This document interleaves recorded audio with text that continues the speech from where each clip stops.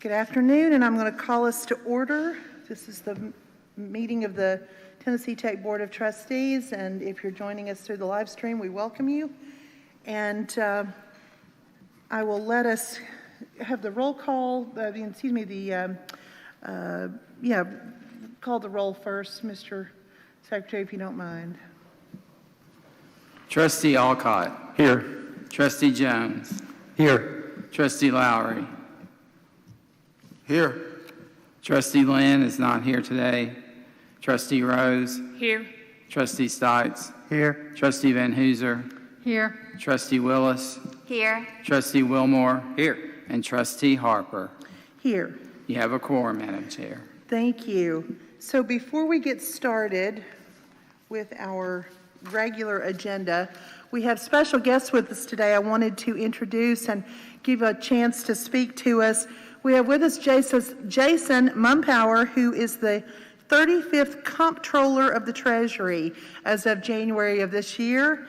Jason is responsible for leading the Office of the Comptroller of the Treasury, which comprises 12 divisions and more than 560 employees, ensuring the office fulfills its mission to make government work better. We're very glad for that. Jason has a great CV. He was elected at age 23 to serve in the Tennessee General Assembly as the state representative for Sullivan and Johnson counties. And during his 14-year tenure in the General Assembly, he held the positions of House Majority Leader and House Minority Leader. He's a graduate of King University with a BA in economics and a minor in political science. He's also a graduate of Harvard's JFK School of Government, senior executives in state and local government programs. And then very important to us, he currently serves as a member of King University's Board of Trustees. So you know how much fun it is to sit here and do this. Thank you for coming, and we're so glad you're here.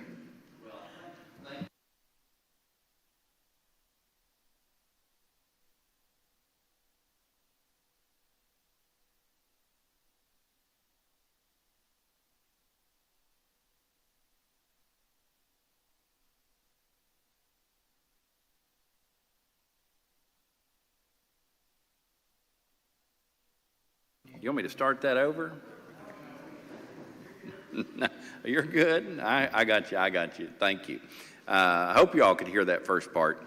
But I was getting to the important part, and that is, in 25 years in state government, I have never heard anything bad, nothing but good about Tennessee Tech University. You're innovative, you're important, and I appreciate very much what you do to educate the students that you do and really provide a workforce for us now and tomorrow. The work is important. I'm proud as comptroller to be able to serve on the state funding board. Before I joined you for lunch and joined you here, I was pleased to have a great tour of the campus, a partial tour of the campus. There's so much more I would have liked to see, but please let me know if there's anything I can do to assist you. In regard to building issues. Of course, the Comptroller's Office performs your audit. I know how everybody just loves to see their auditor, so I thought I'd come visit with you. We produce our audits as tools that allow all of our auditees to improve, and we're pleased to be able to perform that service for you. More than anything, I just wanted to tell you hello. I also want to introduce with me Jennifer Pfeiffer is right over here. She's chief of staff in my office, and she is certainly available to help you as well. I stopped by your bookstore and bought a Tennessee Tech ball cap. A man like me needs a cap, and so I'll add that one to my collection. Unless you all have any questions for me, Madam Chair, I thank you for the time today and appreciate being with you. I have one question. Yes. Thank you so much for coming, but my question was, did you already own that tie, I was or going did to you ask buy that it same today? question. I'm getting a The little tie. echo. Did you already own your tie? I actually did already own this tie, yes. I will tell you that I own a bevy of these striped ties, and I try to wear them on Capitol Hill when different schools have their day on the Hill or a presence on the Hill. So I have a tie just about the color of every Tennessee State University in my closet in Nashville. Thank you so much. We won't hold that against you, but I really appreciate that one today. But I did pull this one out today. Yes. Thank you. Thank Good you to for see your you. service, and thank Thank you you. for being here today. Jennifer, welcome as well. We're very glad to have both of you here, and we've had a lot of opportunity to work with your staff, and we appreciate their professionalism. Thank you. And I will say, my home is in Bristol. I live in Bristol, Tennessee, which, as you know, is in Upper East Tennessee. And my office is in the capital in Nashville. So I drive through Cookeville twice a week. And just having experienced your wonderful cafeteria, if y'all want to give me a pass or something, instead of stopping at Restaurant Row, I'll just pull right in here. That was fantastic. We could do that, but we've got auditors who would That's tell us right. that's I the was wrong gonna thing get to to do. that. I was Right, gonna get to Dana? that. I'd get reported to somebody on something, Yeah. right? My compliments to your chef. It was great. Thank you all very much. Thank you again, and Jennifer, thank you as well. If I could, Please. Mr. Chair, I just want to say thank you to Jason and Jennifer for being here today. And I just want to put on the record how really fortunate we are in the state of Tennessee to have such great individuals that support everything that goes on in the state. And Jason, I think, is a really good example of that, and really appreciate all he does and his office does to support us and how we're trying to support Tennessee. So thank you for being here today. You're welcome anytime on campus. Thank you. Thank you all.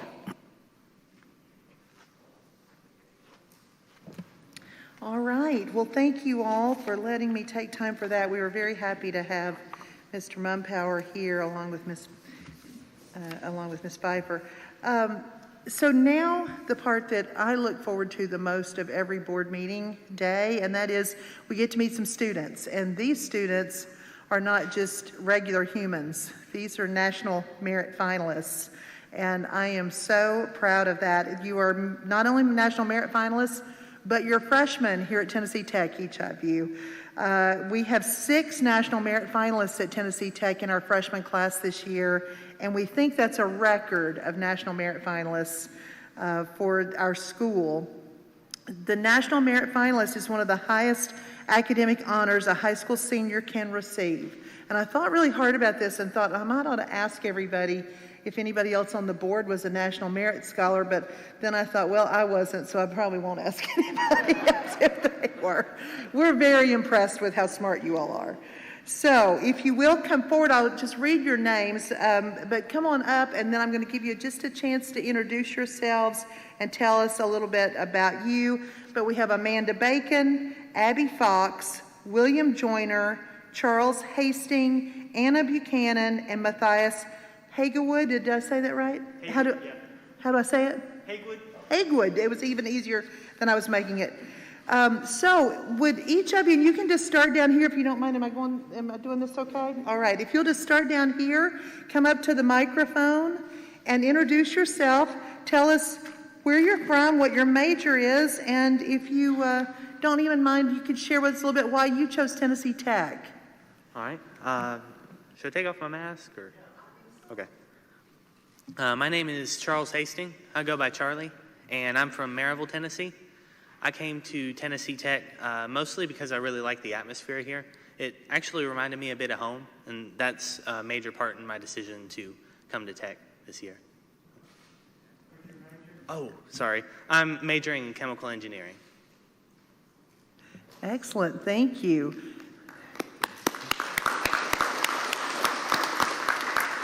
And by the way, I want to ask each of you to do this, and then at the end, don't go far because we've got some certificates for you. So you can just, if you don't mind, you can go back in line, but then I'll ask you to come forward in just a minute, all of you as a group. This is very complicated. We're very formal here. Come on forward. Hello, I'm Anna Buchanan. I'm a chemical engineering major from White House, Tennessee. I came to Tech because I've heard really good things about their engineering department, and then I came to visit once and I talked to the chemical engineering department, and they were all super nice and very enthusiastic, and I was just so impressed that I was like, well, I guess I'm going here. Excellent. I know where White House is. Does everybody else know where White House is? Okay, good. Yay. Thank you, Anna. My name is Matthias Hagewood. I'm from the bustling metropolis, Millersville. Yeah, Which, no. what was the metropolis? Millersville. Probably not, no. Near Goodlettsville. I went to White House with Anna. We're actually from the same high school. Fun fact. I'm an electrical engineer. That's what I'm studying. And I chose tech. I did a lot of research on schools, and I decided that tech, even though it was more affordable, it also had either the same or even better quality than most schools. So I thought it had a really good price to benefit ratio. And that was why I chose my choice. Well, great, thank you. And we got a lot of electrical engineers on this board. So.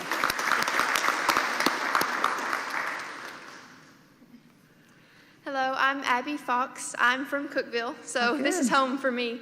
I'm a civil engineering major. Yeah. And did you choose tech because it was in your backyard, or was there another reason? It was a little bit of both. So tech's always been home for me. I mean, I went to Cookeville High School and graduated from there, and if it was a math competition or just a field trip, I've constantly been all over campus. And when I started considering tech, I still toured, and I was really impressed with how much I didn't know, even though I'd lived here, my whole life. So I was really impressed with just updated buildings and like just the atmosphere and just the quality of education. And I thought, why leave? Good. Yay.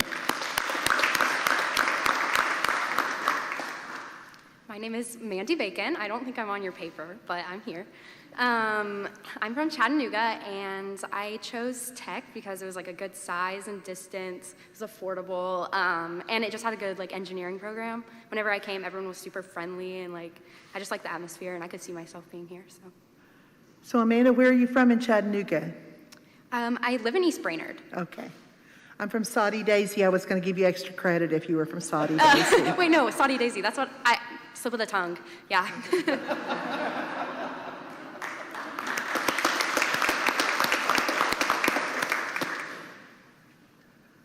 Hello, my name is Will Joyner. I'm from Kingsport, Tennessee. I'm a mechanical engineering major, and I chose tech because I had heard really good things about the engineering program. I know a lot of engineers that went here, and they recommended it, as well as it being close to home, so that I can go back if I need anything, but it's not next door. Good. Well, welcome. So did I get this right? There's 6 engineers, 6 National Merit finalists, and you're all engineers? We're very proud of that, those of us who are engineers, which is sorry for those of you who are not. We don't mean to be disparaging, Johnny, but we're very proud to have you with us. What other questions do you all have for these guys? Anything?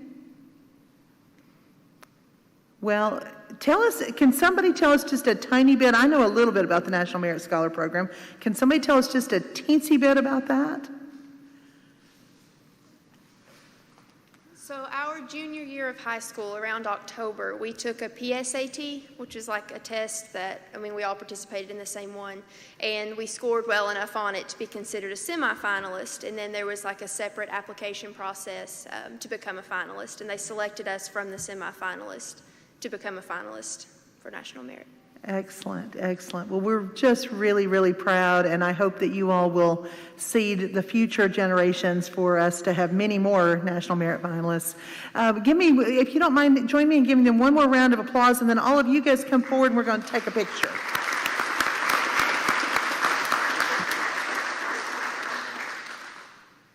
Bear with us for just a second as we gather to take a picture, and I give you all some certificates, if you'll come on up.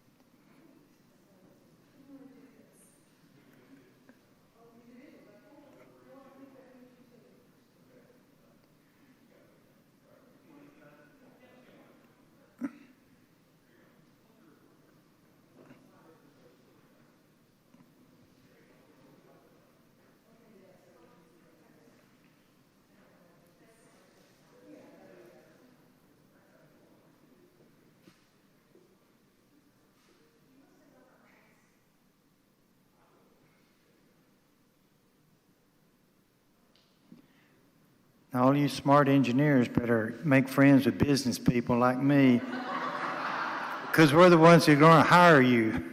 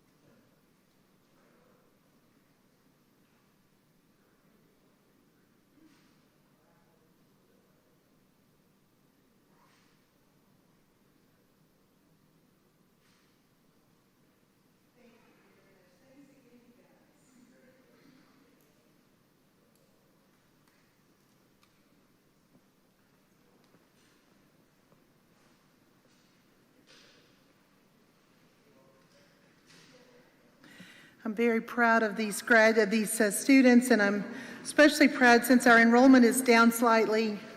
It's nice to know that the quality of the students we're getting is still excellent, if not better than ever, right? So thank you all for being with us. I'll now take up the matter of the minutes of our June 24th, 2021 meeting. And I would entertain a motion with respect to those minutes. I move for approval. Thank you, Mr. Stites. Is there a second? Tom Jones, second. Thank you, Mr. Jones. Is there any discussion? Hearing none, I'll take a voice vote. All in favor, please say aye. Aye. All opposed? Thank you. That motion carries. We have a president's report, and I have... Oh, a second set of minutes. I'm sorry. Thank you, Mr. Secretary. It's right here. I have a second set of minutes for the August 24th special called meeting, so forgive me for skipping those. I would entertain a motion with respect to those minutes. I move that we approve. Thank you, Ms. Van Hooser. Is there a second? Second. Thank you, Mr. Jones. Is there any discussion? Hearing none. All in favor? Aye. Anyone opposed? Thank you. And that motion carries. And I believe that was it on administration. And then I do want to just mention one more thing before the president speaks, and that is normally we don't have a lot of things under other business. I think it's called items 10 and 9 and 10. No, 9 and 10. I want to be sure that you know we do have another business item today, so don't get too far away when we get to item 9, which is currently item 10.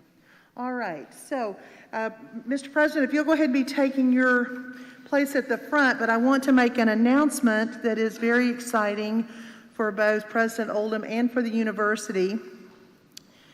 I want to say that we want to offer congratulations to President Oldham on his recent appointment to the NCAA Board of Governors. This is the real NCAA. This isn't like some little subset of the NCAA, right? This isn't the NCAA third tier down. This is the real NCAA Board of Governors, and it's the highest governing body in the NCAA. It's composed of institutional chief executive officers that oversee association-wide issues. Other members, this kind of slacker members, I guess they've given me here, but there's some other members that include Robert Gates, the former Secretary of Defense, Mary Sue Coleman, who's the president of the Association of American Universities, Linda Livingston, who's the president of Baylor University, Randy Woodson, who's the chancellor of North Carolina State, Rebecca Blank, who's the chancellor of the University of Wisconsin at Madison, and Jerry Moorhead, who's the University of Georgia president. So our own president, Phil Oldham, is joining some really big names, and we're very proud of that, and we're proud of you all the time, but especially at this moment. Thank you.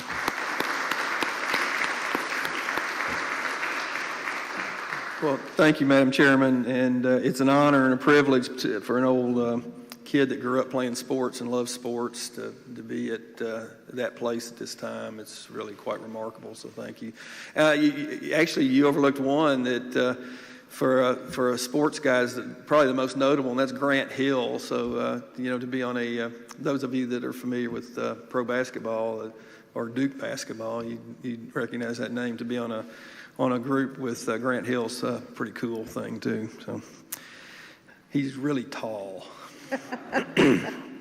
So it's my pleasure to give you a report, and I'll try to go through this fairly quickly. So I want to, before I get into this vision, I want to talk just a minute about, just give you a really brief update on where we are with COVID on campus, and really thank everyone on campus again. I can't say thank you enough to the faculty, staff, and students for everything that they've done over the past year and a half or so to help us navigate these challenges. But I'm proud to say we're in a really good spot. Our case count is down in the low 20s right now on campus. That's, just to put that in perspective, that's 0.2% of our campus population. So it's about 2 cases out of every 1,000 people on campus. So it's very low, it's very manageable, and it's due to a lot of hard work of everybody involved. So I did want to give the board that quick update and let you know that we're continuing to move forward and trying to get everything as normal as possible. We want to give all of our students a college experience that they've dreamed of, that they've worked hard for, and to make sure it's everything that they want it to be. So congratulations to that. And we'll continue to, I think, do an exceptional job as we move forward. So, as we are certainly encouraged by our recent past and really buoyed by the long tradition of excellence at Tennessee Tech, I don't really want to focus on the past, even the recent past. For this presentation today, I want to point us toward the future. I want to put some focus on where we're headed and what we want to try to accomplish in the near future, because I think that's really what this board is interested in, and that's what our students deserve. So I want to take us back here just a second to our approved mission statement and vision statement for Tennessee Tech. And you can see it there on the screen, but the vision is that Tennessee Tech will achieve national prominence and impact through its engaged students, dedicated faculty, and career-ready graduates known for their creativity, tenacity, and analytical approach to problem solving. So I just want to, and I'm sorry the circles that we have on this slide don't show up very well, but I'll just try to dissect this a little bit. If you take the first line or two, I think it speaks to relevance, and really it's so important to think about what's the role of higher education in our world today, and what are the expectations for the future. And my strong belief is that universities like Tennessee Tech have to be relevant in order for us to be successful. In order for us to make a difference, we have to be relevant, and we have to continually reevaluate ourselves to ensure that relevance is up to date and meaningful. So it's about relevance and it's about impact. So the first couple lines, I think, speak to relevance. If you're nationally prominent, clearly others recognize you as being relevant in the world around us. The last couple of lines speak to what we do in helping prepare students, graduates that are known for certain attributes of creativity and tenacity and that solve problems, that solve real problems for real people. And so there's an impact. So this vision statement, I think, is so important to help guide us, that we stay on track to be relevant, that we continue to make sure we have an impact in the world around us. And the middle part is really how we go about doing this. It's through our students, our faculty, and graduates. And so it's about people, ultimately. It's putting students first, and you hear us say that a lot about that in a lot of our advertising now. But that's very intentional and it's purposeful because it's about students first and foremost, but it's also personal. We've already heard from some students today about why they chose Tennessee Tech, and you hear repeatedly, just anecdotally, over and over again, that often they chose to attend a university like Tech because they felt welcome, they felt connected. It was a personal decision.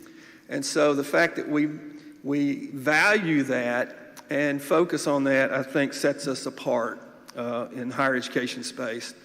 So this is our vision.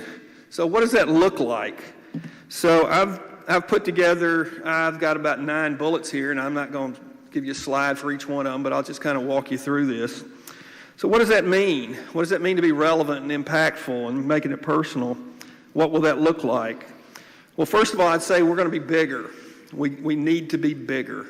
Size matters in higher education, particularly public higher education. It's hard to think of a public university that you would consider to be significant or impactful that is not relatively large, or at least medium size. So we aspire to be bigger. We aspire to be between 12 and 15,000 students. And so it's about how do we get there and what does that mean? So size does matter. You've already heard today in committee about some of those activities that are going on to help us achieve that. It's about scholarships. It's about attracting students and making sure that it's affordable for them and attracting the caliber of students that we expect here at Tennessee Tech. It's also about telling our story. So marketing is very important. Tennessee Tech, I think for too long, has been that hidden gem. And to be honest, I get tired of hearing people say, wow, it is a hidden gem. To me, that's not a compliment. That tells me we're not doing a good enough job of telling our story and getting the word out. So it's about being a little bit louder, getting above the noise in the marketplace, and making sure that others understand what the value of this institution is. And finally, then, it's about making it personal. Making sure that connection to the campus is personal, from the recruiting process and on past graduation into career. We need to take it very seriously, and I think we do, but we need to embed this within the fabric of the institution that every student, every individual that comes on this campus, that's a personal experience that we're offering them, and we need to make it the very best possible. We also need to have broad offering of the most relevant and impactful academic programs in the state of Tennessee. So it's not good enough to just sit on our laurels and say, hey, we've had great programs and continue to offer those. We've got to constantly reevaluate what those programs are, what the right program mix is, and where is the future going? What do we need to do for the future? So we need to respond to student interests, and we need to respond to the state workforce needs at the same time and continue to make sure that we're relevant on both counts. We need to be the prettiest and safest campus in Tennessee with the best facilities. You've heard reports of what all we're doing with capital projects and other projects on campus to continue to improve the nature of the campus, to make it friendly, welcoming, warm, attractive, It's very important. We need to do it right, and we'll continue to do it right. This is one of the top 3 reasons that students use to select a campus to attend, a university to attend, is the look and feel of the campus, and you've heard some of those comments today as well. So one way that we do this, we were honored just this week with the 2021 Governor's Award for Environmental Stewardship for green buildings. Governor Lee gave us this award on Monday, and actually the award is sitting next to Chairwoman Harper, and you can take a look at that for yourself at some point in time. It's a very prestigious award. We're being recognized for the work that we've done on campus to maintain environmental stewardship, and predominantly with the new science building, which is LEED Silver certified, and the ongoing work with the Burnett Student Recreation and Fitness Center as well as other projects. So great leadership here. We got a great team of people on this campus. Delane Miller helps us manage our environmental stewardship programs, and has a wonderful student group. The student group provides much of the energy and interest behind making sure that we do things that are environmentally friendly on this campus. So students are engaged in this as we go along. So the additional capital projects that you're reviewing today are part of that broad scheme of things, and to continue to move our campus forward to make sure it's the prettiest and safest in the state of Tennessee. We need a more active campus. You heard a report earlier from Dr. Polk Johnson, the efforts that are going on to improve our campus life, student activities, and to make sure that students have the best experiences outside the classroom as possible. Tennessee Tech, we're benefited by our location, but sometimes people don't know all the wonderful things that you can do and enjoy in the Upper Cumberland and in Cookeville, Tennessee. So we joined together with Cookeville and Putnam County to promote Cookeville as Tennessee's college town. And we partner on activities, setting up weekends that we can market together, and helping communicate to students and others of all the opportunities to do on the weekends activities here in Cookeville. So that's another area that we continue to march forward on. Athletics, we've talked a little bit about athletics today. That's a very strategic and important part of the future of Tennessee Tech. We need perennial championship athletic programs, because in a lot of ways you'll hear this said sometimes, that's the front porch to the university. It's in a lot of ways, for a lot of people, that's how they come in contact with Tennessee Tech initially, and it's the first impression they get. And so our athletic programs need to be of high caliber, high quality, and we're very fortunate that we have that culture in athletics here at Tennessee Tech. But we need to go a little bit beyond that. We need to make sure that the excellence competitively is demonstrated, so that future students recognize us immediately, if nothing else, just by the nature of our athletic programs. You hear about this a lot, and I'm proud, maybe proudest of the return on investment of a student here at Tennessee Tech. The ROI here is the best in the state of Tennessee. We're affordable. We're among the best in retention and graduation and career placement rates of anybody in Tennessee. Pay scale continues to rank us as #1 in Tennessee for ROI. And I'm proud to say that we achieved a multi-year goal this year of reaching 60% six-year graduation rate for the first time in the history of Tennessee Tech. So that's a goal we set out, a metric we tried to target about 7 or 8 years ago now, to try to get to 60% graduation rate. That's 10 percentage points above what it was a decade ago. So it's a significant improvement, and it speaks to the quality of the education and the value that students get here. We continue to push to improve advising and other retention with Launchpad here on campus for advising, and to make that career development process more personalized for each and every student so that they have a plan in mind while they're going to school, what direction they want to take their career in, and how we can help them develop those out of the classroom skill sets to help make them competitive in the marketplace. And I think we're making great progress there as well. But we got more to do. We need, as you've heard, we need to continue to push our research agenda on campus. And it's not just for research on its own, for the sake of doing research that's esoteric and only a handful of people appreciate, but it needs to be student-centered. It needs to involve students. It needs to have outreach related to it that solves real problems for real people in their lives. And that's, I think, where we can really shine. We hit a record, as you already heard today, this year of reaching $22.8 million in research activations, competitive research funding, and that's a tremendous accomplishment and a lot of growth.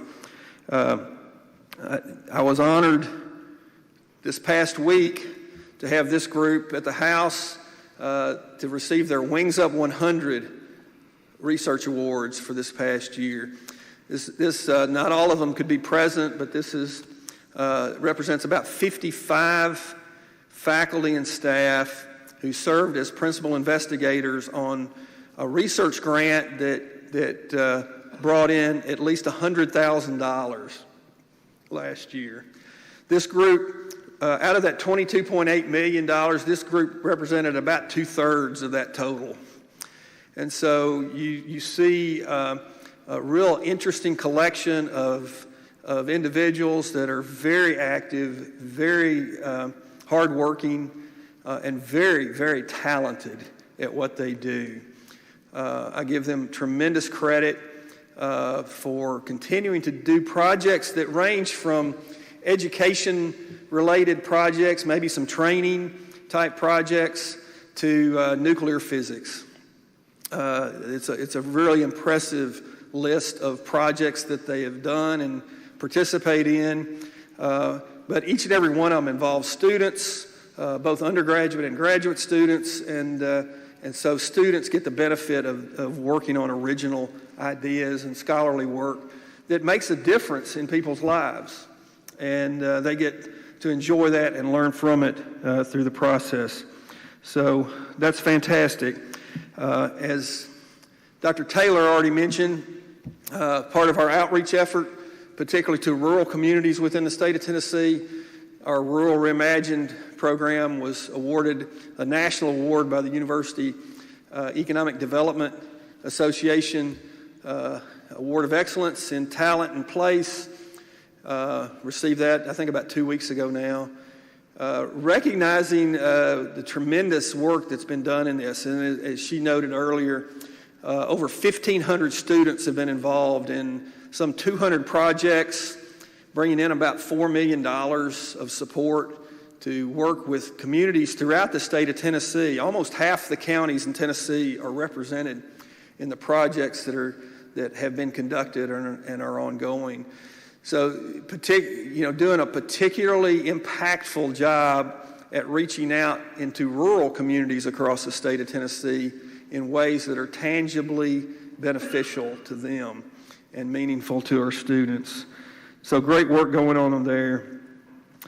And the last two I've got here, one is to continue to work, what does the University of the Future look like? We've got to continue to elevate Cookeville and the Upper Cumberland as a destination spot for business and leisure as well. So we're very active already in helping create and grow jobs here in Putnam County. Over the last few years, we've helped join with them to create about 3,000 jobs here in this area. But there's more that we can do. And the talent that's on this campus, once harnessed and leashed in the right way, can do wonders to help develop the quality of life in this Upper Cumberland region. And we want to continue to push that agenda. So we want to continue to promote Cookeville as Tennessee's college town and make sure that future students that are looking to come to Tennessee Tech know that this is a destination place. We're not out in the middle of nowhere. This is a place that you want to be, and it's an exciting place to be. Lastly, just to kind of summarize, we got to make the whole experience personal. That's kind of doubling back to where we started. You know, college is a personal experience. I think if I talk to each and every one of you about your college experience, it probably wouldn't take but a few seconds till you got it to what it meant to you personally and what that meant in your heart. And so we got to make sure that we come up with this recently to try to encode this in our culture. I mean, these are principles that we've believed for years, I believe. We've acted on them, but we've never written them down. And throughout the COVID pandemic, we took a moment to say, what's really important about Tennessee Tech? And we tried to put it on paper, and this was our best effort at that. So, you know, we promised to put people over process and to put students first. And you can read through these principles, and I think you could all relate to them in a way that says, okay, that's what we value here at Tennessee Tech. That's ultimately what makes us different, that sets us apart from other institutions. And that's the real vision, I think, for Tennessee Tech, because it started out over 100 years ago as a personal thing, and that's what we still are today. And we want to make sure it continues in that regard. So, in conclusion, I ran across this quote the other day from John D. Rockefeller, and it just struck me as very compelling and very profound, actually. The secret of success is to do the common things uncommonly well. In my mind, I call this the Chick-Fil-A Principle, because you know, a chicken sandwich is a pretty common thing. But you know, I was in the drive-thru at Chick-fil-A the other day, and I think it was wrapped around the building about twice. And I thought, well, why are so many people willing to sit in a line wrapped around the building twice to get a chicken sandwich that there are probably a dozen other places you can get a chicken sandwich? I think my conclusion was that because they take a common thing and they do it really, really well. And so, you know, when I look at my vision for Tennessee Tech, you know, what are we lacking maybe? Maybe it's just focusing on this a little bit harder. You know, the secret to our success is to keep doing those things that are common, but do them really, really well. And I think we do a lot of that already, but I think if we focus on it, we'll find even better ways. My guess is if you talk to the people at Chick-fil-A, they would tell you all the things they do wrong as well right now, but it's not obvious to any of the rest of us. So with that, Madam Chairman, I will conclude my remarks, and I'll be glad to answer any questions anybody has. Thank you. Excellent report. Are there questions for President Oldham? I want to just comment on your culture statement, or whatever that thing was you called it before. I let it get by me this morning, but Dr. Polk Johnson mentioned this morning that when she's recruiting students, she was talking about a very specific, I'm going to say just a passel of students, but honestly, it's all students, I think. She talked about recruiting the family, and I love that your comments about our culture reflected that as well. I think that's just really powerful, and I guess post-COVID, we're much more aware of it, but it just is I should have asked all these kids today what their families think about them being at Tennessee Tech, but I think the family being involved is a huge part of this, and I know my own friends who, I don't have children, but those who have kids going to college, and those of you who have done it, we got one family member at least sitting at the table. I found out yesterday. I didn't realize that Mr. Lowry's son was here, but anyway, I just think that's really important. I want to applaud that. Is there anything else for anyone about the President's report? Well, thank you, Thanks. President Oldham. I think that's everything on that. And I have my next item on the agenda is the certification of the President's responsibilities related to athletics. And this is actually something that I need to read to you because I have to attest to something. So I want to just do that while President Oldham is coming back to his chair. The Ohio Valley Conference requires the chair of the board to attest that the president is responsible for the administration of the athletics program, that he has the support of the board in operating a program of integrity, and he may vote on behalf of the institution on NCAA and OVC matters. I am attesting to that by signing the required document, and a copy of that document is included in your diligent board books. So if anyone has any questions about that, I'd certainly entertain them, but I don't think anybody would challenge the fact that we are encouraging the president to, or supporting the president in operating a program of integrity. Anything else on that? All right, our next item then will be the report from the executive committee meeting, which I chair, so I will be giving this report. I'll at least start the report. The first item that we took up that involved a vote and then with a recommendation to come to the board was the consideration of a pay raise for the president, and that was handled by Vice Chair Teresa Van Hooser. And so, Teresa, I would entertain a motion from you representing our action this morning at our committee meeting, and then we can have further discussion.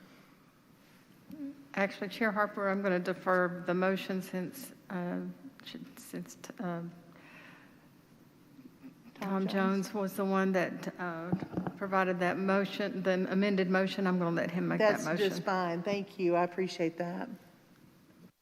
So to restate the motion that's coming from the executive committee is that I move that we give the president a 6% raise plus a $20,000 bonus to be effective July 1st. July the 1st. And I assume that motion needs a second. It does. And just to clarify, if we have any further discussion, any parliamentary procedure before we jump into this, if there is consensus by the board, I would think that the proper procedure would be to rescind the motion and make an alternative motion. Well, let's get a second on this motion first, Sure. and then we can discuss that if that's okay. Sure. So any member of the board can second that motion. Is there a second? I second. Thank you, Ms. Van Hooser. Now, Mr. Jones, I'm going to ask for discussion, and if we need to change that in any way, we can decide how we want to do that. Is there discussion on this motion? Would you entertain separating these two salary bumps for two different votable motions? I think at this point, the motion as it is coming from the executive committee, and so I'll leave it that way. Is there any further discussion? Yes, Mr. Stites? How would we make an alternative option? How would you best like for us to do that? Well, why don't we discuss, would you like to propose an alternate suggestion? Is that what you'd like to do? I have no problem with the 6% salary increase, but I think as Fred and I talked about earlier in the discussions, the bonus needs to be material enough to be inspirational, for lack of a better word. I'd like to raise it to $50,000. Okay.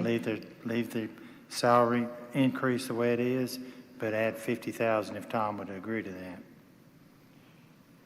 I think we just need further discussion to get a consensus from the board before we start making changes. So I really, as having made the motion, I would like to hear a consensus from all the other board members. It's a delicate thing. We don't want to get in a position where we're voting over every proposed number until we reach it. Let's just talk about it openly. And so then, Mr. Stites has proposed that he thinks a $50,000 number is more appropriate. Is there thought from anyone else on the board about that? I would respond, since I set the number and made the original motion. I don't disagree with you, honestly, but I do think that the perspective on bonuses and salary raises is different in academia than it is in the corporate world. Just my opinion, and I certainly respect different opinion. And the only reason I say it is that when I look at the faculty and the professors, I don't think the people here necessarily work for money. Otherwise, they wouldn't be here. You know, they are dedicated to the education and the future of our young people, which I completely admire. I fully want to respect and honor the president and the job that he is doing, But I think from last go around, we tried to reward him as you would in a corporate world. And in some ways, in my opinion, I felt like it backfired a little bit. Because of other pressure, he felt the need to give that back in scholarships, which I admire and respect that decision. I think he responded accurately to the university as it was. So the reason I picked the number that I did was I was responding primarily to Radana's comments, and I thought she had a very good balanced view over what is an appropriate number for this environment, this current economic situation, and I think that it is a number that should be inspiring to the president, because even when enrollment is down and revenue, the future is questionable, we are still giving him a good raise and a reasonable bonus. Now, it's just my opinion. I really wish every board member would weigh in some way or another, because if there's another consensus to that, I certainly would amend the motion if we feel like it's necessary as a group. Thank you. Could I add to the perspective issue of that? I appreciate you mentioning that. Our deans have been asked to do a 6% cut of their permanent cut to their budgets next year. And there are going to be continued reflections on enrollment.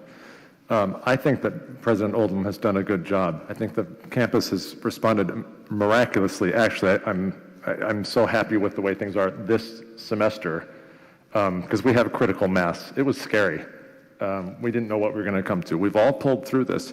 I kind of liken this to, I take my family on vacations. In good years, we all get separate hotel rooms. In bad years, there's 4 of us on 2 beds in a hotel. We can't afford it. If you're going to ask deans to cut 6% of their budget for next year, a permanent budget cut, this flies in the face of that. And we talked to people, we've had reports today about people who are understaffed, their areas are understaffed, and we're talking about giving a bonus, which is the equivalent of one of those positions. So it puts everybody in a difficult position to defend that, and we're all trying to go forward together. And this is why I made the suggestion I did, that I think we could have a consensus on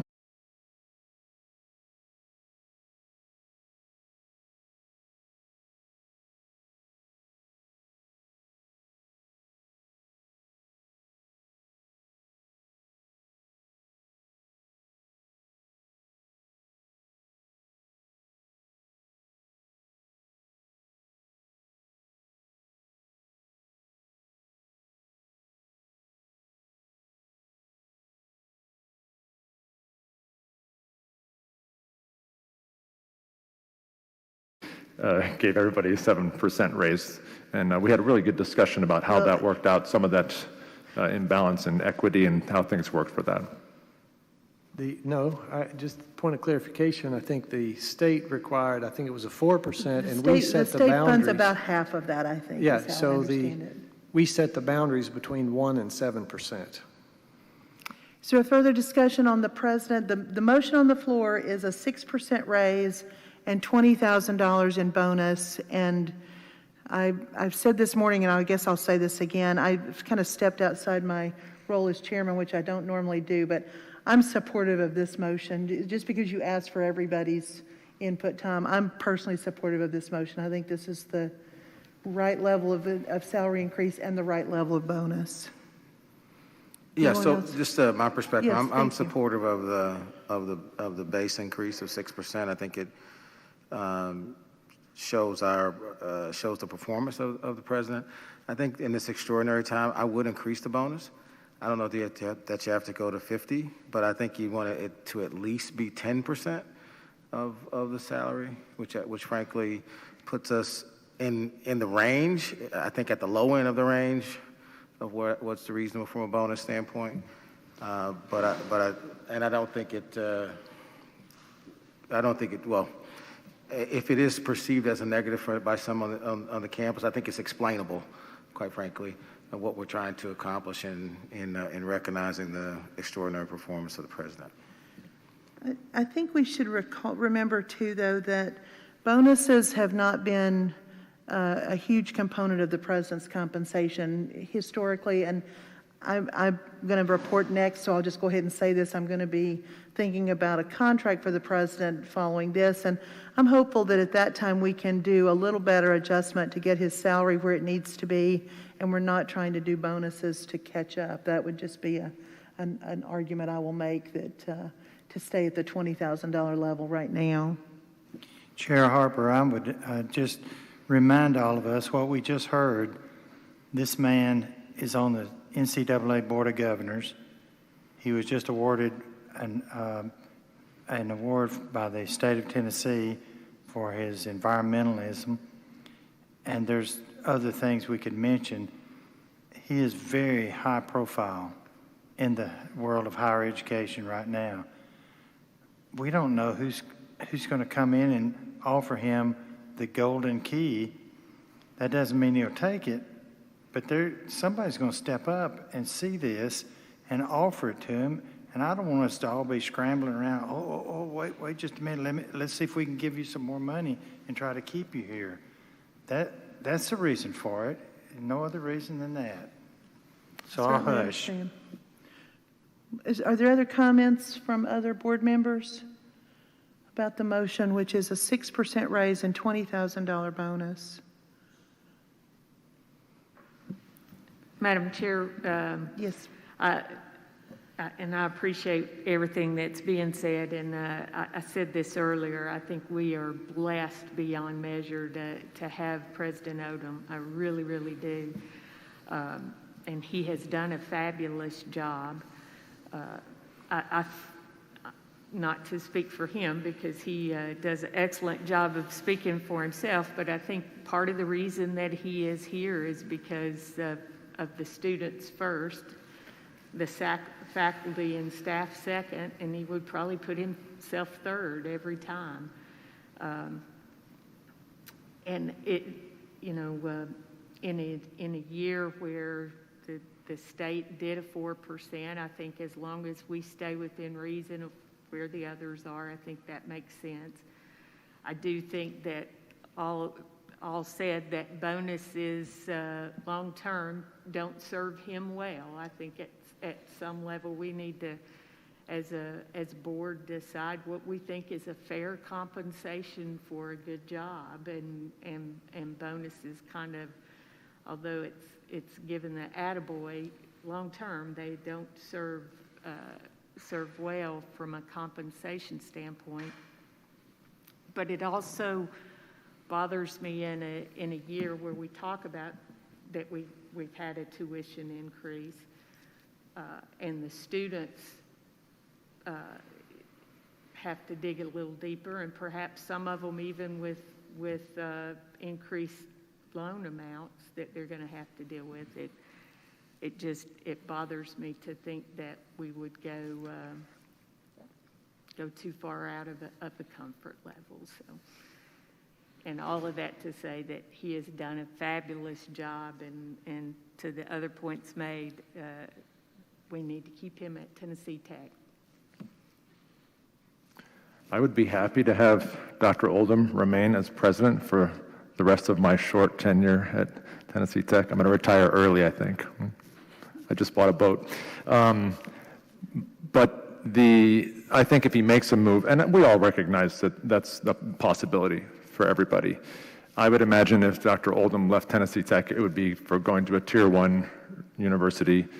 Just for frame of reference, University of Memphis president gets paid $525,000 a year. We're not going to compete with that kind of move.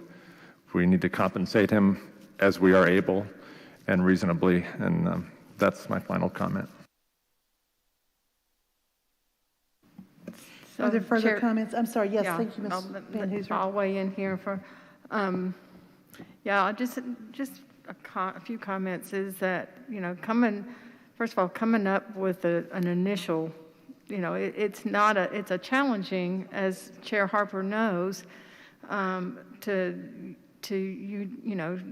balance between what can the university really handle, knowing that the quality of the president that you have versus, all the different opinions that are that, as you see, we're coming forward with. So all that to say that, initially you have to put out something, but I do support fully the motion on the table from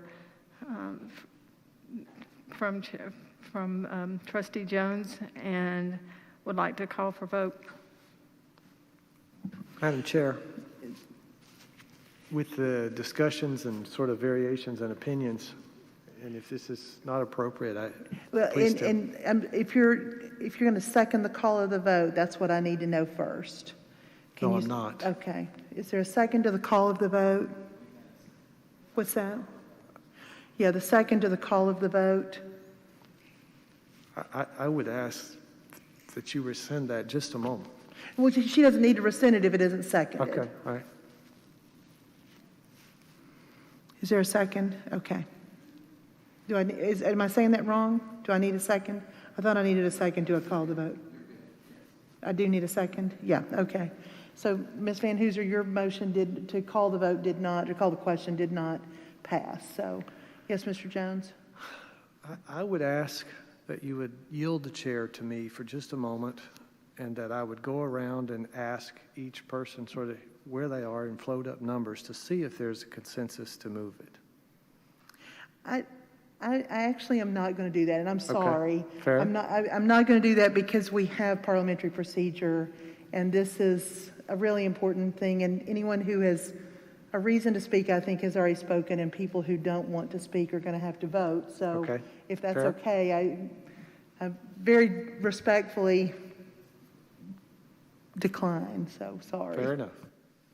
I think I'm the only one who hasn't weighed in here, and I'll do so very shortly.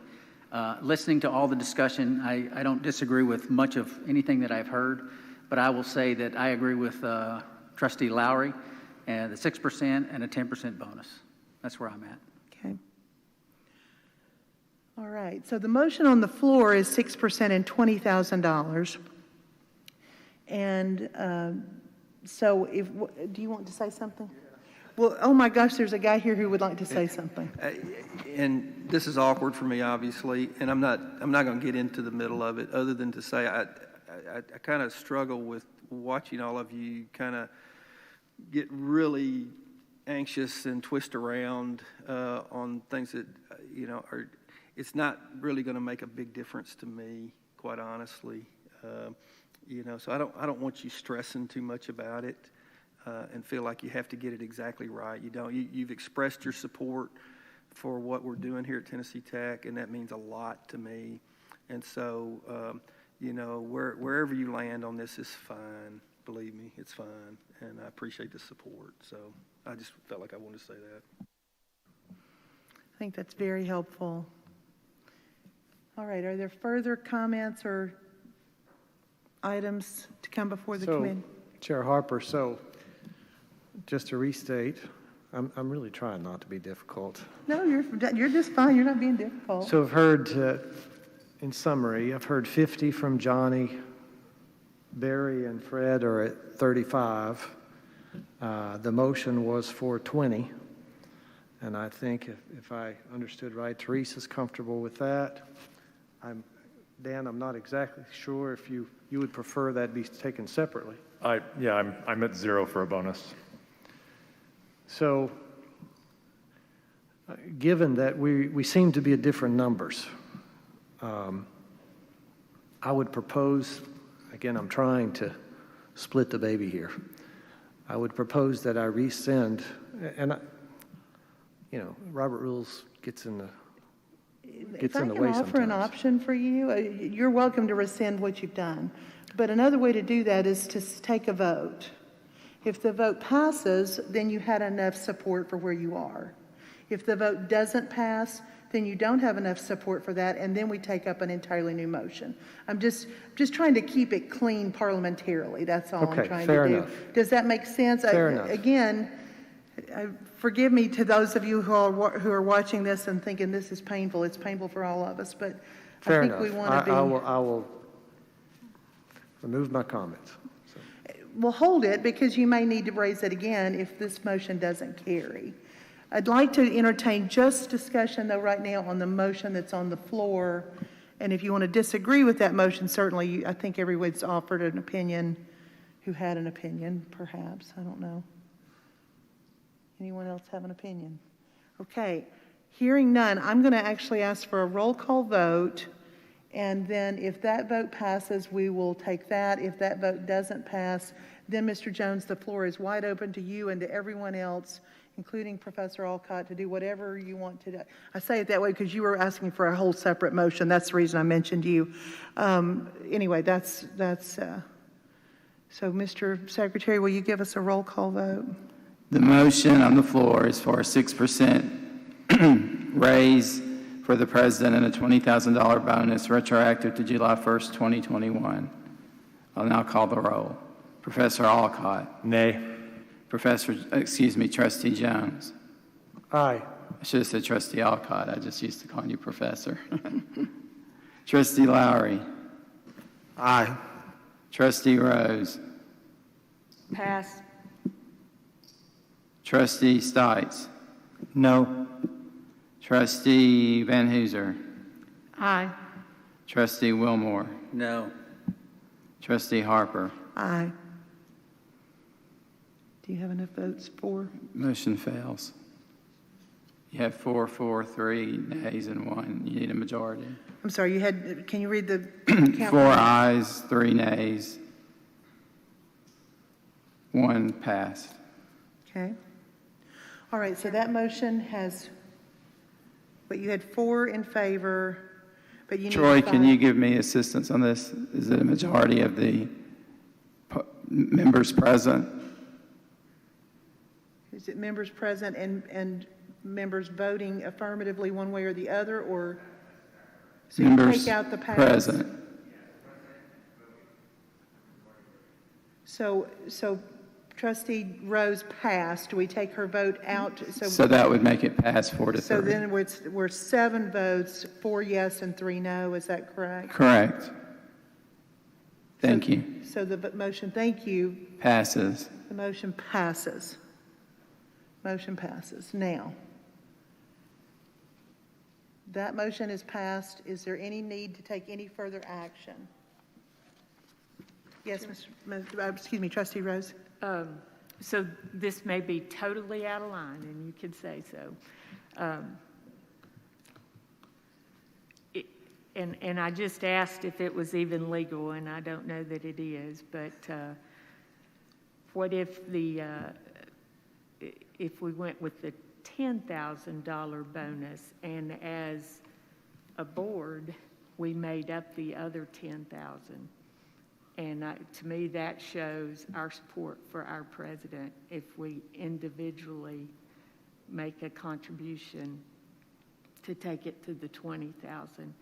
But from a standpoint of taxpayers' dollars and the So if I understand your motion correctly, you would take the university's action, you would rescind our last action, and you would ask for a 6% raise and a $10,000 bonus, and then somehow we would, I don't know that we can require the board to do anything, is that right? Troy, I wouldn't think we could. So I'm not sure how that works exactly mechanically. But I think the action this board could take would be to rescind the former decision and replace that with a decision for a 6% raise and a $10,000 bonus. Is that right? And my reason for that is I think that really sends the message to our president that we think he's doing a great job as a board, and we support what he's doing. And we're kind of passing the hat around among us that we're willing to put that amount of money in. Okay. So again, the only action we can take, I believe, now Troy, correct me if I'm wrong, or Lee, somebody correct me if I'm wrong, we can't do anything to require board members to do anything, but we can change the motion. We can rescind the action we just took and take a new action if we choose to. That's correct. Okay. Any action by board members outside of acting some of you probably couldn't hear him, but voluntary actions taken outside the board would not be anything we can deal with here in the board meeting. Okay. So did you make that as a motion then, Ms. Rose, that you would like to rescind the earlier action and replace that with a 6% raise and a $10,000 bonus? Wait a second. And if it needs to be a motion, but if it's voluntary, could we do it in a way to where we just voluntarily made the contribution and it reduced the I don't think we can do anything here other than require the university to do something. Okay. So well, I'll give it a shot. I'll make it as a motion. Okay, and these two are conferring. May not get a second, but I'll make Okay. it as a motion. So the actual motion is to reduce the bonus to $10,000? And us as a board make up the difference. So yeah, that it again, I ends don't up think being that 20. I don't think that can be part of the motion, just to be clear, because I don't want there to be any discussion that we tried to require something that we can't require. To be quite honest, I personally don't have any problem with donating money, personally, but I think donating money to the university, I guess specifically designating it to go to the president's salary, I'm not sure that's kosher. Well, let me just let's stay here first. Parliamentarily, we're getting ahead of ourselves. Just a second. I think that do you all have anything different to tell us? Not at the moment. Okay. Then my interpretation is the only motion we could entertain now is just to, and you may want to just amend the motion on the bonus, right, from 20 to 10. Is that your thought? And then you would just ask us all to voluntarily kick in something, right? So what is your motion then? I'll just withdraw it. Okay. We'll stay where we are. Okay. Yes. Sorry, excuse us just a second, everybody.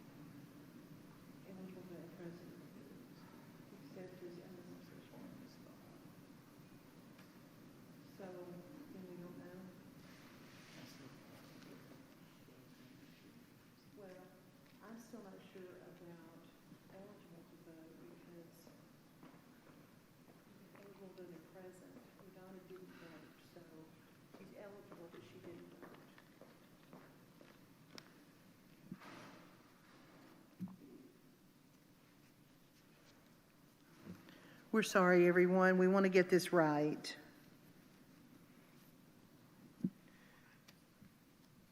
How about if I let you all, I promise we can come back to this. Is that okay with everybody? We may or may not have a final vote on this. We may or may not have an affirmative vote, I guess I should say, on the last motion. So the lawyers are talking about it. They're going to decide what the parliamentary procedure is and what the right answer is. If I may, just my perception was that some members voted against the motion because they wanted an increased bonus. Of course, I don't know that, but based on previous discussion, that seemed pretty fair. This is why originally I was going to rescind the motion and actually increase the bonus, but we went forward with that motion. So one thing that we could do is vote to rescind the previous action. Even if there was one, is your point, right? Yeah, because I think that's an excellent point. I think that, just undo it, wipe the slate, and let me make another motion. That way it can be more clear. But the point is, because my thinking was, in voting on that last motion, is that we were setting it as a floor and that we would have the opportunity to raise it after if we wanted to. It's clear to me there are 3 board members that already want to raise it. So you have the right now to move to rescind the last action Regardless of whether it passed or regardless of whether it failed, passed or because not. there's a discrepancy. If it passed, you want to rescind it, and if it didn't pass, you want to. That's you want to- correct. So did you guys hear this? Mr. Jones is suggesting that he might want to make another motion that would. That's what I was going to do, but That would either rescind the last action, if there was one. So in other words, it moots the point of whether or not the last motion passes. Would that be better at this, I mean, if you guys are okay? Madam Chair. Can I make a comment? Just one quick Yes, comment. thank you, Mr. Wilmore. We voted as a board. Uh-huh. The motion passed. We're not positive, that's the problem. Oh, 4 out of 7 is not enough to pass the Well, motion? 4 out of 7 is, but we don't know if it should have been 4 out of 7 or 4 out of 8. That's what we're trying to figure out. Okay, so half and half is not, you got to have a majority. It You would got to have a 5. majority, you got to have 50% plus Well, my point one. is that we have a passed motion. Obviously, those of us that would have liked to have had a higher bonus, it didn't come about, so I'm satisfied with where we are moving forward. And thank you for that, and I feel the same way, but I will also tell you, if we have a motion that should not have passed, then did you Let me want to- explain briefly. Okay. There's an unusual rule in the bylaws. It's open to interpretation, unfortunately, that's never come into play. So that's what Troy and I were trying to look at. It's a slightly different than regular Robert's rules.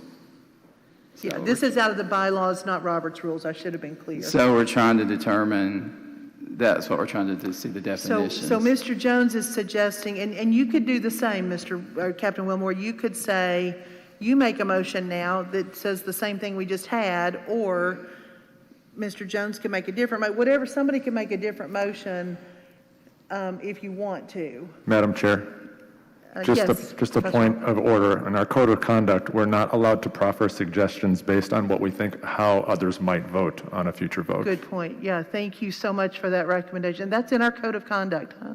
Good, thank you. I'm sorry I sound surprised, but I haven't read it recently, but I got trained more recently than you.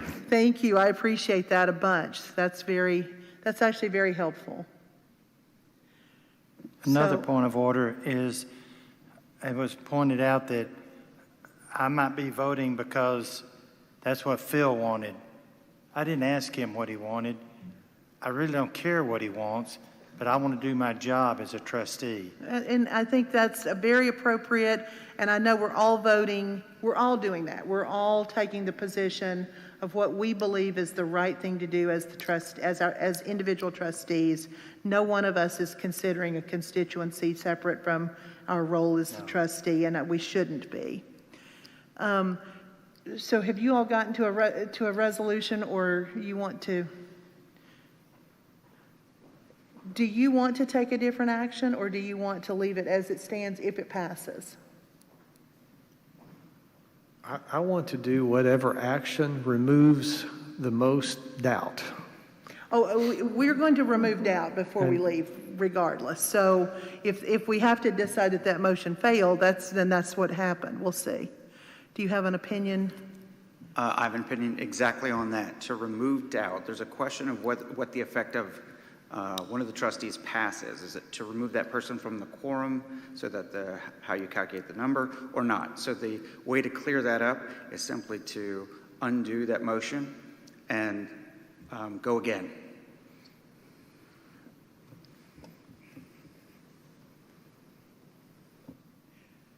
So I don't know Madam what Chair. so I don't know what undo a motion means, because that motion passed theoretically, but maybe not, right, because of the voting?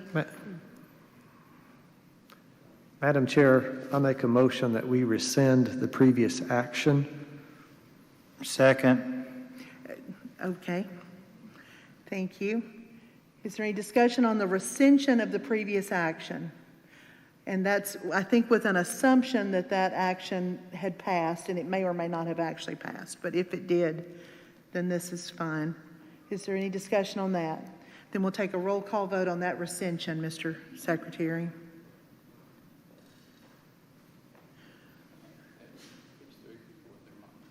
Oh, I'm sorry. Professor Alcott. Can you read what we're voting Trustee on? Alcott. The motion is to rescind the previous decision. Aye. Trustee Jones. Aye. Trustee Lowry. Aye. Trustee Rose. Aye. Trustee Stites. Trustee Van Hooser. No. Trustee Wilmore. My vote is assuming the previous motion that passed, as I understand what the rules are. So I'm satisfied with that for now, so I'll vote no here. Trustee Harper. I voted no, I'm sorry. That passes 5-3.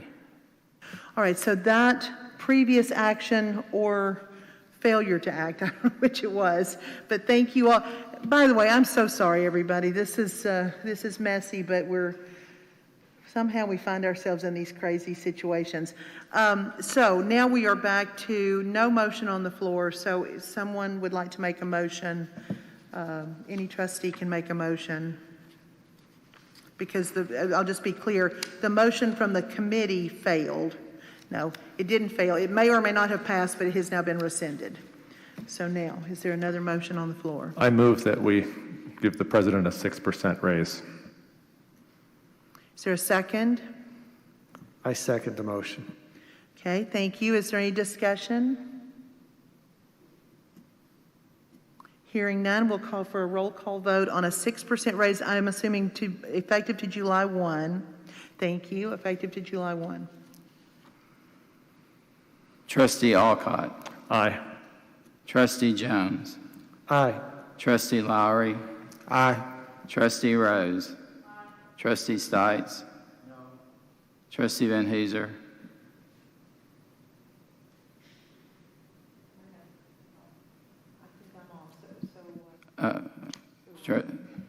Aye. Trustee Wilmore. Aye. And Trustee Harper. Aye.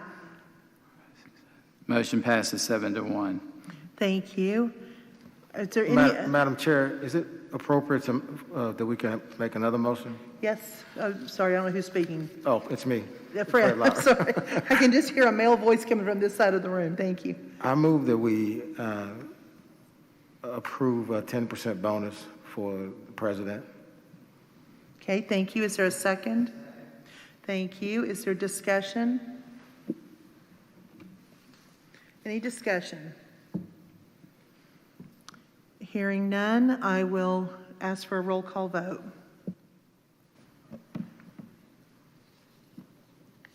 Trustee Alcott. Nay. Trustee Jones. Aye. Trustee Lowry. Aye. Trustee Rose. No. Trustee Stites. Aye. Trustee Van Hooser. Aye. Trustee Wilmore. Aye. Trustee Harper. Aye. Motion passes. Are you good with all that? I'm not sure. Let me just say, thank you to the board for your vote of confidence. And, I know all of you feel uneasy about this. Nobody feels as uneasy as I do about it, I'm sure. But I appreciate the vote of confidence. Thank you. Well, I think maybe the most important words that were said today about this were Radonna Rose's comment that we are blessed beyond measure.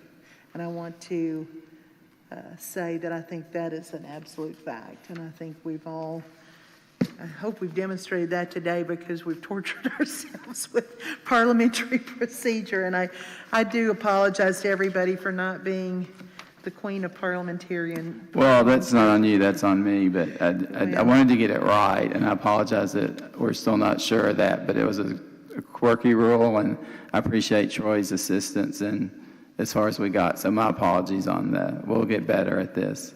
We will, and I think if we look at this and decide we may need to clarify our policy or is it our bylaws? Is that what those have to be filed with the state though, don't they? So so can we do that? These are adopted by the board themselves. Okay, so we may want to clarify this because it was very clear what it said about people present and eligible to vote, but if you chose not to vote, then it was a little different. All right, well, that was That's a good discussion, and I thank you all, and I appreciate your patience. Now, I do need to report on one other thing that I kind of alluded to a second ago, and that was that we took another action this morning as an executive committee that I'm just going to report to you, and that is that the executive committee decided to do a comprehensive review per the procedures for the review of the president, and we will be taking that up very soon.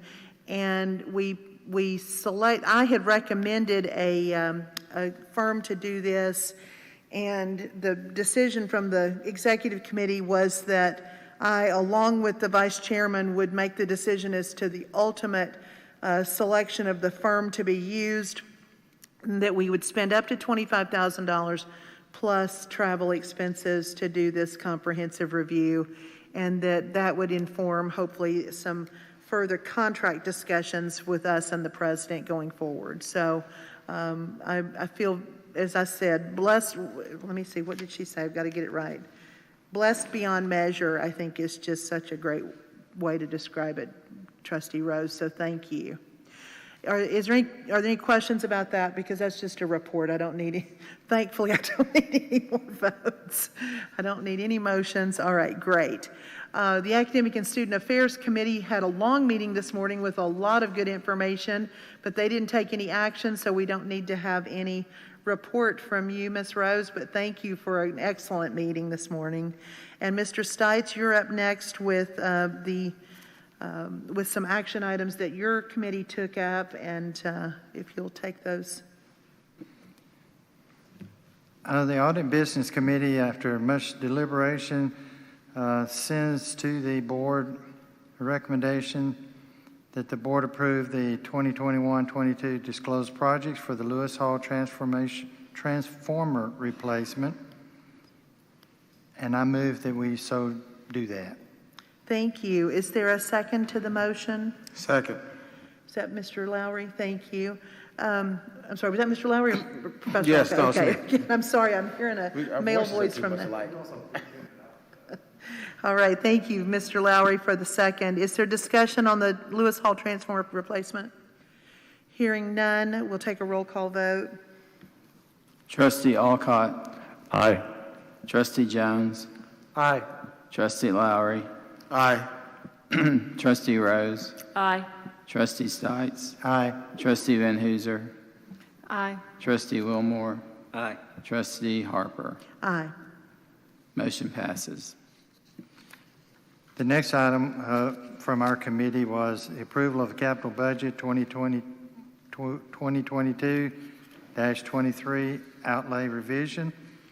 I move that upon the committee's recommendation, the board approve the capital budget and outlay for the construction of a second engineering building. Thank you. So move. Thank you, Mr. Stites. Is there a second? Second. Can you raise your hand? Thank you, Captain Wilmore. Is there any discussion on the adding the second engineering building to the capital budget? Hearing none, we'll take a roll call vote. Trustee Alcott. Aye. Trustee Jones. Aye. Trustee Lowry. Aye. Trustee Rose. Aye. Trustee Stites. Aye. Trustee Van Hooser. Aye. Trustee Wilmore. Aye. Trustee Harper. Aye. Motion passes. Thank you. The next item is the Edmonds Estate Quasi Endowment.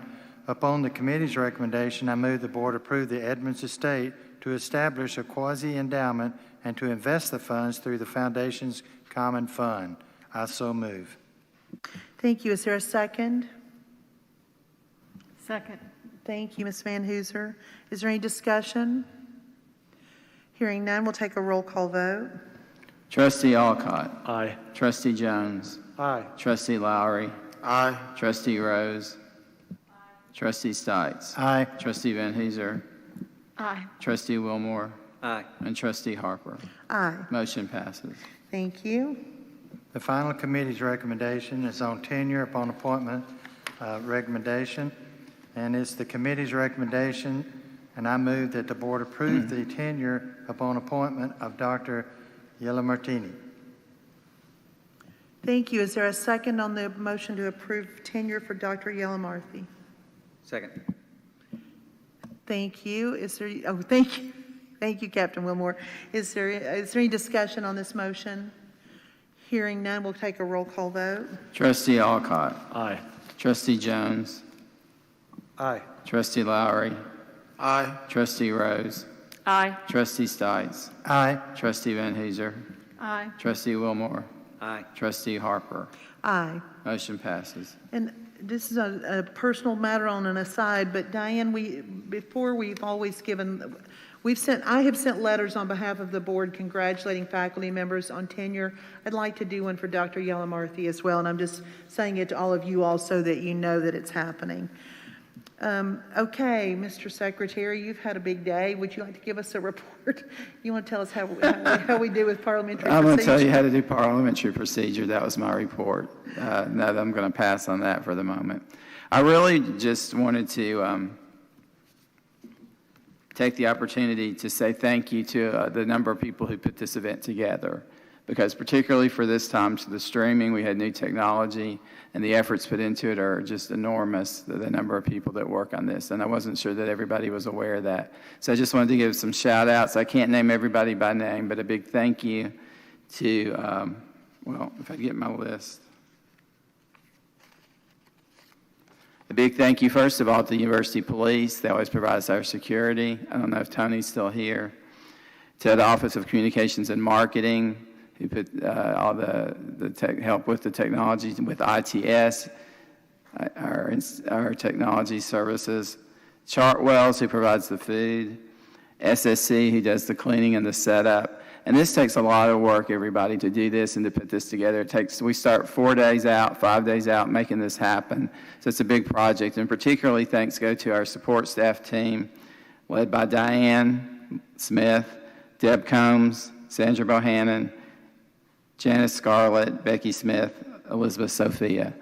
I just appreciate, on behalf of the trustees, I want to say thank you to everybody and the work they do, because it is an enormous task and takes an enormous amount of their time, and they still have to do their other jobs. So thank you to the people who take care of the grounds and take care of providing us with the greenery in here, the facilities, and the landscaping people. So just thank you. That was my big report today, and thank goodness it was, because I couldn't have probably done anything technical. So.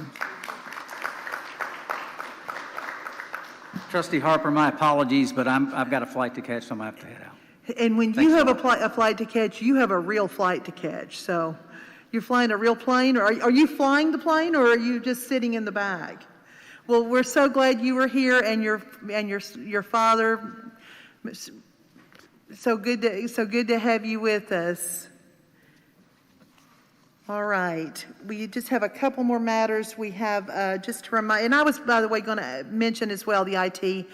You guys, this has been amazing. The sound quality is so much better, and I do love the fact that only 3 of us can be tuned in at one time, because it kept some people, I think, from saying things. No, I'm just teasing. It was fine, but they did a terrific job. And these cameras, if you haven't heard, are automatic. Somehow they know who's important and they point at you, I think. I'm not really sure that's really how it works, but I think they point at whoever's talking.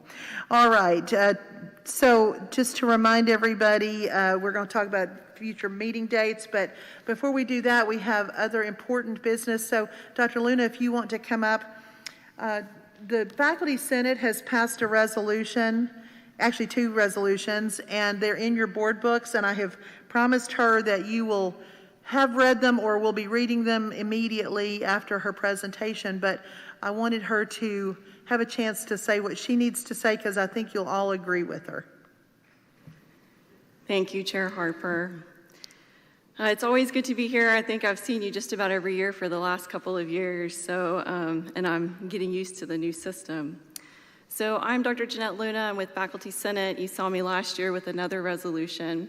And first of all, I want to thank you for adding this to the agenda today. We always appreciate to have time with you. I know I appreciated the comments this morning about the Faculty Senate breakfast with the board.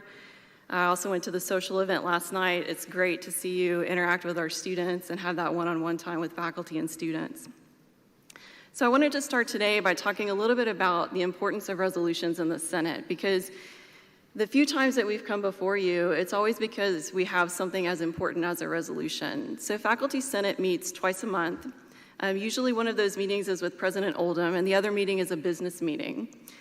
In those meetings, we talk about just about every topic that you can think of that affects faculty, and President Oldham can give you some examples. Those range from things that are really important, like tenure and promotion, to what kinds of computers we have sitting on our desks in our offices. So it can be a whole range of different topics in a Faculty Senate meeting. When we have a topic that we feel like is really critical and we want to encapsulate a view from the faculty and express that, we put that in the form of a resolution. So last year you heard a Faculty Senate resolution on compensation, right? Compensation is something that affects all faculty. We felt like it was important enough to capture that view in a resolution and then share it with the Board of Trustees. So today I've got two other resolutions to share with you. Both of these were passed at a Faculty Senate meeting on September 19th. And this was a special called meeting. I'm kind of shocked that we made it a year and a half into a global pandemic before we had a Faculty Senate meeting specifically on COVID-19. So the whole purpose of this meeting was to talk about how COVID-19 has impacted the campus community, how it has impacted the faculty, and also talk about how our healthcare providers have responded in the Upper Cumberland and in the School of Nursing and the Health Services Center on campus. So the two resolutions that you have in your diligent today, I'm not going to read them to you, but I do want to point out some important parts of them. The first resolution is a resolution on CDC guidance and COVID-19 vaccination. We recognize that we can't require students to be vaccinated here in a public university in Tennessee. We're not to that point perhaps yet, but this is the Faculty Senate's way of saying that we support CDC guidelines and we appreciate when those are applied here on campus. And we encourage faculty, staff, students, contractors, we strongly encourage them to follow CDC guidelines and also to get vaccinated. So the last three parts of the resolution here state, be it resolved, the Tennessee Tech Faculty Senate strongly encourages faculty, staff, students, subcontractors, and campus visitors to follow COVID-19 CDC guidelines. Tennessee Tech Faculty Senate strongly encourages faculty, staff, students, subcontractors, and campus visitors to follow CDC recommendations for vaccination. And finally, because so many of our students rely on our health services, the third part of this resolution states that we recognize TTU Health Services for their hard work through the COVID-19 pandemic, specifically including the administration of COVID-19 tests and also COVID-19 vaccinations. So we really appreciate and thank Student Health Services here on campus for giving us a way to offer those to our students and to our faculty as well. So that's the first resolution. The second resolution then is a resolution thanking Upper Cumberland healthcare workers. We have several nursing faculty who serve in Faculty Senate, and something that has emerged over the last year is we've heard from them in Faculty Senate meetings about the impact of the COVID-19 pandemic on the medical community, what it looks like in local clinics, what it looks like at CRMC, the Cookeville Regional Medical Center. And so the Faculty Senate, on behalf of faculty at Tennessee Tech, we wanted to say thank you in a formal resolution, and that's this resolution here. So if I can draw your attention to the bottom of this resolution, first of all, we recognize the strength, the compassion, the dedication, and professionalism of all healthcare workers in the Upper Cumberland. If you've been following the news, right, you'll hear stories about Fast-Pace or Satellite Med opening up, and there are lines of people sometimes in the last couple of weeks that have needed care. And so we're very grateful to all of our healthcare providers who have given that assistance. The second part here, be it further resolved that the Faculty Senate also recognizes the unwavering resolve of healthcare professionals at the Cookeville Regional Medical Center to treat and care for patients both in and around Cookeville, Tennessee. One of our Faculty Senate nurses serves in the acute care portion of CRMC, helping COVID-19 patients. And President Oldham, I'm sure, can share with you some of her comments from within the Faculty Senate meetings. Having a firsthand experience is very powerful to hear what it's like to care for a COVID-19 patient and to desperately want to see them pull through and be healthy again, and sometimes not to have that happen. The third part of the resolution here states that the Faculty Senate recognizes the tireless efforts of healthcare workers, again, in TTU Health Services. And then the last part, we recognize the dedication and commitment of faculty, staff, and students in the Whitson Hester School of Nursing who are teaching and conducting clinical and hospital-based training amid an ongoing pandemic. I noticed that Dean Hanna is here today from our School of Nursing, and so we are incredibly grateful. Many of these students are working with patients who have COVID-19. They're continuing to do their training and get their education in the middle of a pandemic, being taught by nurses who are also practicing in the middle of a pandemic. So thank you for your time today. We really wanted to take a moment to appreciate all of these people as they try to keep us healthy in the Upper Cumberland. And thank you, Dr. Luna, for bringing that to our attention. And as President Oldham said, we have a remarkably low incidence right now of COVID on campus, and that is really remarkable. And so that is a testament to everything you just said. So thank you very much, and join me in giving all those folks a round of applause.